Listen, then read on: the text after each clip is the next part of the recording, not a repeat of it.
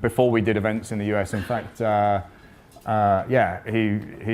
was one of the very early pioneers that came over and came back and did a bunch of deals. And it was actually probably between Chris and Craig, who were out here actually doing deals in the US, that we decided to come and do Harbour Club here, give them some people to play with, so that they're not all on their own out here.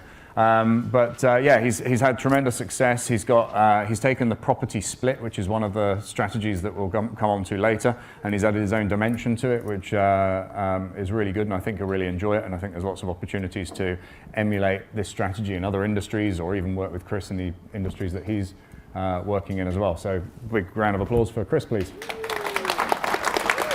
There's your clicker. Thank you, sir. Appreciate it. Thank you. All right, am I up? Can you hear me? All right, awesome. It is great to be here. I love LA, love the sunshine and all that kind of stuff. And I come from the other LA, which is Lower Alabama. I live in a little town called Orange Beach. We tell people that joke all the time, and it's been around for years. But either way, this is, I think, my, fourth or fifth Harbour Club. I've been a part of Harbour Club since 2017 when I made that trip across the pond. And I'll get a little bit into my story and how what kind of led me to go into that. But so you know, just make sure my slides are here. Yep, that's me. All right, so since we've done our first deal, and I'm going to go over our first deal with you and kind of let you know how that worked out. But since our first deal, we've been able to purchase millions of dollars of businesses, commercial real estate that's been tied with it, and not using any of our own money. And what's really cool is we do look for businesses that are already profitable. My personal preference is I didn't want to get into the distressed side of it. I didn't want the projects and that kind of stuff, although you still run across those, but that's been our preference. And you know, we kind of fumbled our way through it. And we're going to tell you a little bit about that story, or I'll tell you a little bit about that story. But by the end of this talk, you're going to see how we've been able to buy businesses, you know, for actually better than £1, which is we actually close on them and make money. So I'm going to show you that, and then obviously not using any of our own money in the process. So that sounds pretty good, right? Have any of you guys ever read the book Blue Ocean Strategy? Several of you. Awesome. Love that book. I read it many years ago. I've got a couple of copies. I always lend it out.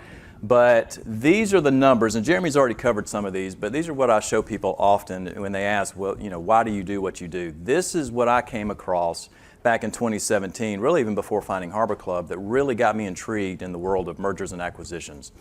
26 million businesses in the United States. 93% are what we consider small businesses, so these are your, you know, 5 million and under in revenue type businesses. 2/3 of them owned by baby boomers. You guys have heard this statistic. This is all over the place. This is, if you Google it, you'll see it. And a company that I would encourage you to follow is called the Exit Planning Institute, or EPI for short. And what they do is they are a nonprofit organization that tracks trends of people exiting their businesses. And they've got all of these stats on what's going on in that space. And they're estimating that over the next 10 years, $10 trillion worth of value is going to be changing hands in business ownership. That's just the business side of it, not, you know, retirement accounts and all that kind of stuff. So I came across this, but this right here was the biggest number that blew me away. And Jeremy's already alluded to this, and this is actually on the low end, but 80 to 90% of small businesses that are listed for sale just don't sell. And that, when I came across that number right there, Blue Ocean came to my mind. And so I've kind of taken a nautical theme throughout my presentation here, because it's just such a huge opportunity to be able to be a part of. So, so you guys are in the right place right now. So today I'm going to go a little bit about my background, then what led me to the Harbour Club. I'm going to get into deal structure. I'm going to show you 3 of the deals that I've done and how I structured them, and then kind of my plan beyond that. So this is going to be the opportunity for you guys to kind of see where my head was from the beginning. I kind of had an exit strategy in mind, one that I learned, of course, from Jeremy. And then we'll do some questions and answers. My name is Chris Isbell. I'm currently the CEO of Clear Capital Partners. This is our mergers and acquisitions company that we formed back in 2017, and then Blue Ocean Investing, like Jeremy was talking about. You know, the opportunity is so big. What we want to do is build a community of people we can work with. we can joint venture with, we can partner with, that because there's only so much that I alone can do. There's only so much you alone can do, and so the opportunity is really if you can scale some things. And so Blue Ocean Investing is our entity that does that. Wanted to take you back a little bit. I started out whenever I was a kid. I had huge dreams. I grew up an Amway kid. Any of you guys ever been in Amway, or maybe your parents were in Amway? A few of you. More and more I ask that question, less and less people raise their hands. So I think we're growing out of it or something. I don't know. But I was drug around the country, going to dream weekends and conferences in a banana yellow Cadillac, sleeping in the back window before seatbelts were a law. And we'd go down. My favorite trip was to the Fontainebleau in Miami, Florida, and that was something that absolutely captivated me, was the ability to hang out with people who had made it. They had the RVs, they had the watches and the rings, and I got to hang out with the Amway kids, right? So these are the kids of the successful people, and they had great lives and were traveling the world. And from that point on, I'm like, I'm going to be somebody someday. I had posters on my wall. I had created dream boards before dream boards was a thing, probably. But I knew where I wanted to go, and met my wife when I was 18. We started dating, and we got married. And I told her from the beginning, I said, honey, I'm going to be a millionaire by the time I'm 30. I don't know how I'm going to do it, but I'm going to do it. And so shortly after we were married in '96, I got a job working for a delivery driving company called Stakeout. Do they have stakeouts out here, or have they used to? Basically, they deliver steak, burgers, and chicken like Domino's delivers pizza. So that's what I was doing. So I went to the owner and I said, I've got $9,000 worth of debt to pay off that I've accumulated after getting married and moving into this trailer here. And this is something that I'm going to put my nose to the grind, and I'm going to do it. So he let me work 70 hours a week, paid me overtime. For a solid year, I did that, paid off the $9,000, and I saved up $1,000, most money I'd ever seen in my whole life, in one place. That was a lot of money. But after I had done that, I parked my truck in front of my trailer with the rusted out lamppost with the car topper on there to remind me, because I knew I was broke when I took this picture. But I said, I want to capture this because I know I'm going to do something amazing with my life. I didn't know what it was or how I was going to get there. It surely wasn't going to be delivery driving, but this was just a stepping stone to get me there.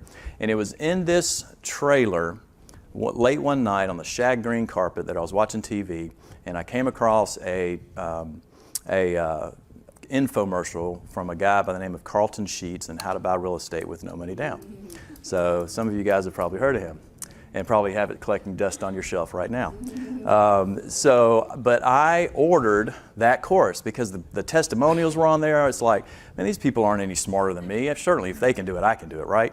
So I ended up getting the course, cracked it open, found a couple of techniques that worked, and it was in this truck with that car topper. I was driving through a neighborhood and I found a house that was for sale and ended up putting in an offer on it using one of those techniques. Sure enough, they took it. I got to closing and I cashed out $4,000, and I was like, dang, again, this is the most money I'd ever seen in my whole life.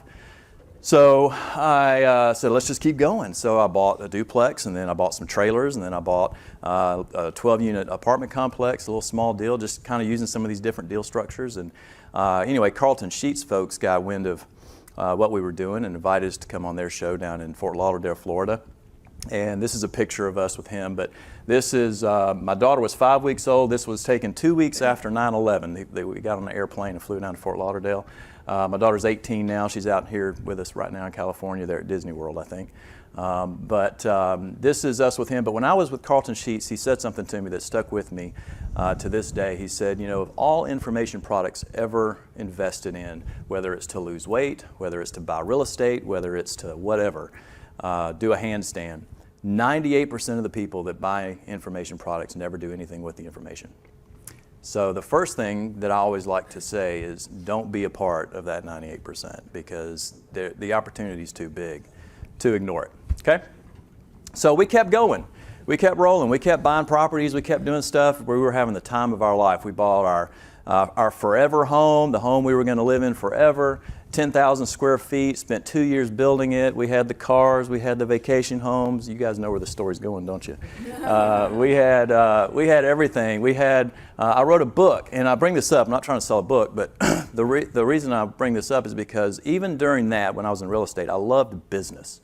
I loved the ability to take something and systemize it and automate it and build policies and procedures and all these different things to make it bigger, to scale it. I loved it. I mean, I'll stay up at night and that's all I think about. I'm such a nerd that way. So I did that. This is a picture, and the reason I brought this up is because this was a development. This was a newspaper clipping. This was 68 duplexes in a subdivision that I built. We had a few different floor plans, but I sold every single one of these to California investors from right out here in this great state, because this was all during the boom. They could sell a house out here, take the profits and do a 1031 exchange and buy 10 houses in rural Alabama. So I sold, that whole street was pre-sold before it even came out of the ground, most of them to California investors. So I mean, we were just having a ball. We were having a great time. We had all of the stuff. I ended up building, had a management company. I had 300 rental units. I was building spec homes with my construction company. We were just everywhere. President of the Chamber of Commerce, on the board of the Economic Development Authority. I was kind of a big fish in a small pond. And we were just having a great time until 2008. And that was an 18-month downward spiral of hell, basically, where we just bled out. Like Jeremy was talking about, we were on the trajectory, we saw the ground coming, and we just felt like we were completely helpless. Was it just me, or did anybody else have any issues in 2008? Okay. So we were reduced from our 10,000 square foot house, everything we'd ever wanted, and we literally lost it all. And we ended up borrowing a camper from my brother and parking it in my sister's driveway and lived there for 3 months until my daughter finished school. And if you've ever tried to put 10,000 square feet worth of furniture into a camper, it doesn't really fit. So we sold out everything. I mean, we really did. And so we figured, okay, if we're broke, may as well be broke somewhere we like. We love to travel, and now we don't have money to travel, so we just moved 3.5 hours south to Orange Beach, Alabama, and we've been there ever since. It was the best decision we ever made. But the funny part is, when I got down to the beach, I needed something to do for income, and I went full circle, went right back to delivery driving for Domino's down at the beach during that summer of 2009. Well, that dried up once the tourists went home, so I needed something else to do. My dad had gotten into selling burial insurance door to door, final expense life insurance, if any of you guys have ever done that. But I made good money. I was making about $100,000 a year just going door to door selling insurance policies. I got really good at it.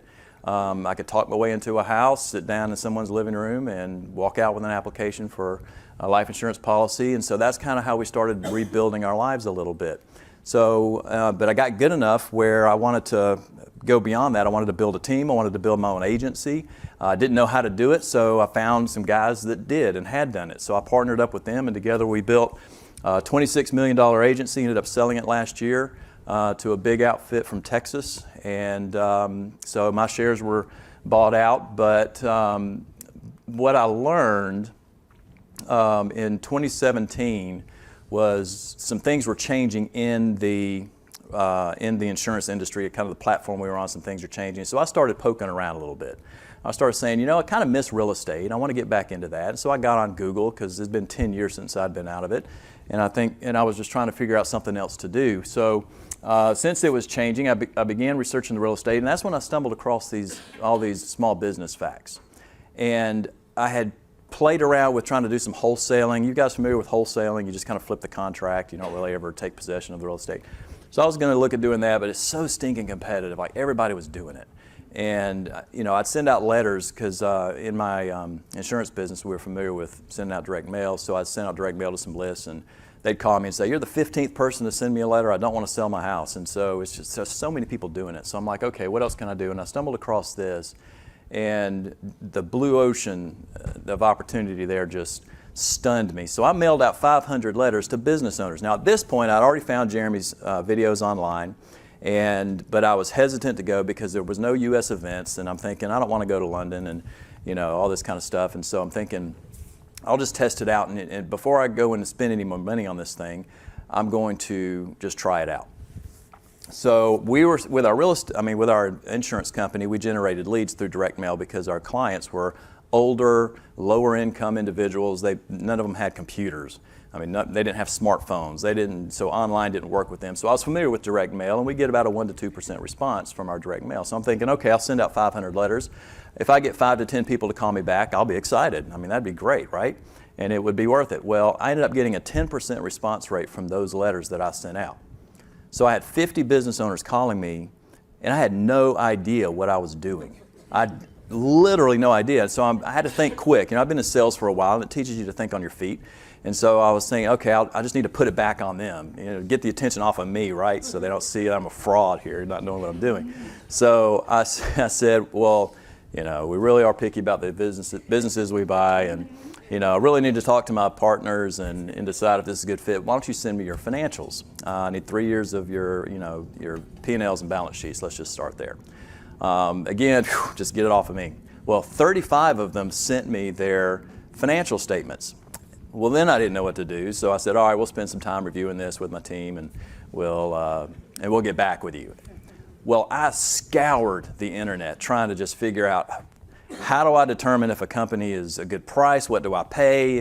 And I had sprayed this out over multiple industries. So I was looking at multiple different types of businesses. And anyway, I couldn't find anybody in the United States that I could figure out what the heck to do with all of this stuff. So I had to bite the bullet. In fact, John Hartley, for those of you who have talked to him, I had been already communicating with him, and I'd watched as many videos as I could watch. And I even emailed him. I said, dude, I don't want to fly to London and do all this stuff. I can probably figure it out on my own. So can you just send me that little flash drive? I'll pay you $2,000 for the flash drive. I want the documents and stuff. He's like, no, you need to come to the course, because he walks through it all, et cetera, et cetera. So I did. I flew to London. Jeremy, this is a picture that I took with you. You probably don't even remember that. That was in 2017 when I went out there. And what that did by going to the Harbour Club there, the meeting, it was Jeremy and I think 20 people in the room there at that time. And it got me over that hump. It got me through the wall that I was stuck on. So we've been able to do some amazing things since. So I came back. I hired a marketing guy, or actually partnered with a marketing guy. He's still my partner today, because I wanted to look legitimate. He created me a logo and a website and business cards and stuff like that. And then I was able to start making offers.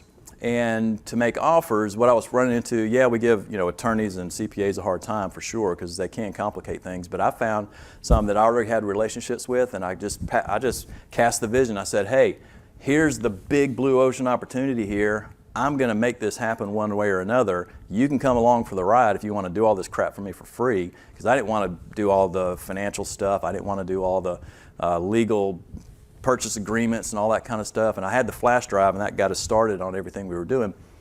But they agreed. They said, okay. And so I just gave them a piece of the company, and we went and went to work, made some offers, and that's how it worked for us. Hired an operations guy to kind of handle a lot of the administrative nuts and bolts kind of things that come up. And so that's how we kept going. When we finally got our first deal, it was 1 year and 4 months after the Harbour Club.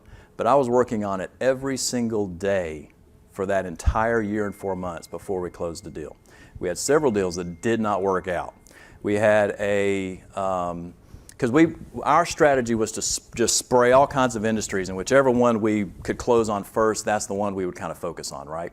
So what we did is we sent out all these letters, and we got all these calls back. We made offers on several different ones. So we had several LOIs, we had several under contract, but for whatever reason they fell apart. We had some of you have seen the video on the $18 million trucking company.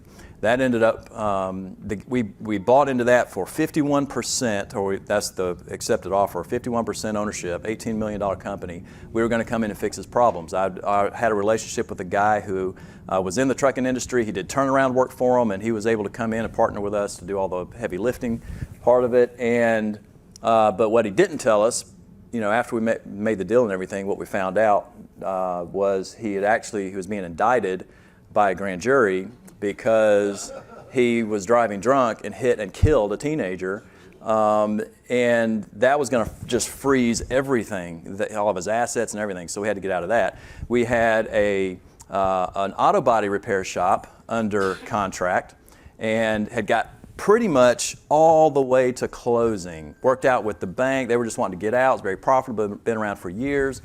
But the guy who started the body shop, he had multiple locations. He had partnered with a doctor who has been just giving him money over the, kind of being an investor, buying out shares over time, because he was looking for something to do with his money.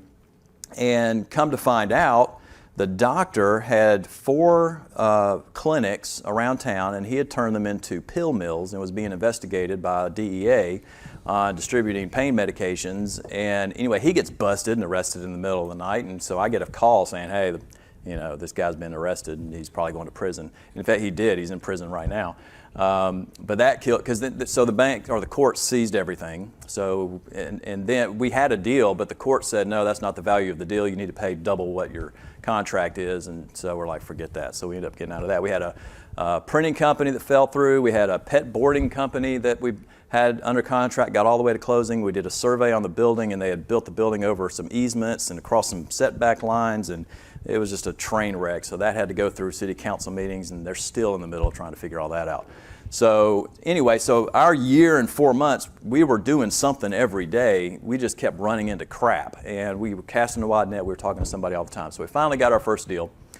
But here's what I got right through this whole thing. And I point this out because you guys are absolutely on the right track. Every instance of success in my life I have found from finding someone else who had already done what I'm wanting to do and just followed their playbook. And so you guys are getting the playbook this weekend. So all you got to do is follow it. And after 27 years in business, what I really found, it's not a matter of how, because you can always figure out how, but it's a matter of who can get you there faster. So who can you learn from? Who's already been there? Who's already doing what you're doing? So now let's talk about deal structure. I'm going to go over the first deal I did. I'm going to go over the second deal I did because we learned some things that we applied to the second deal, and then I'm going to go over our most profitable deal that we've had. Here's our targets, and this is who we mailed to. This is Jeremy did a video about this that's just out on the internet, at least it used to be, and so this is kind of who we mailed to. The companies that we target, we consider Amazon-proof businesses that are hard for Amazon to replace. I'll show you some examples here in a bit. 5 years or more in business, 5 or more employees, preferably with management, 500 to 5,000 or 500,000 to 5 million in revenue, preferably with real estate. And I'm going to show you why we do like real estate deals. And then, of course, open-minded owners who are open to some creative stuff, right? So that's kind of what we look for. Some examples of this, child care, pet boarding, auto repair, HVAC, plumbing, dry cleaning. It's going to be hard for Amazon to watch your kids, board your dog, or fix your car, so we figured we would target those types of things. And these are also things that are more recession resistant that we have found. People will always spend money on their kids and their pets. And if their car breaks down, they're going to have to get it fixed. They need transportation. If it gets hot in South Alabama, they want the air conditioner fixed. They will, before they put food on the table, they will fix their air. So, these are things that we just found. And we've identified about 27 of these type businesses, and so that's kind of who we were targeting. And our strategy was, we're just going to mail out to all of them, make offers on all of them, and whichever one we close first, that's kind of where we stick with, okay? So here's our first deal. This was a learning center in Georgia, daycare, and they do some activities in the afternoon with after-school kids. So it's child care, but it was more for after-school age children. And it was for sale for $1.3 million. Their revenue was $340,000, like George was talking about yesterday.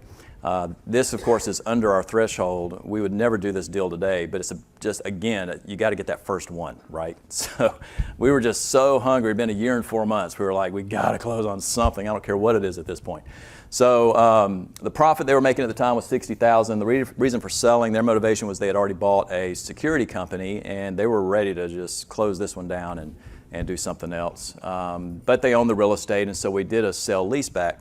You guys are you familiar with sale-leaseback and how that works? No? All right.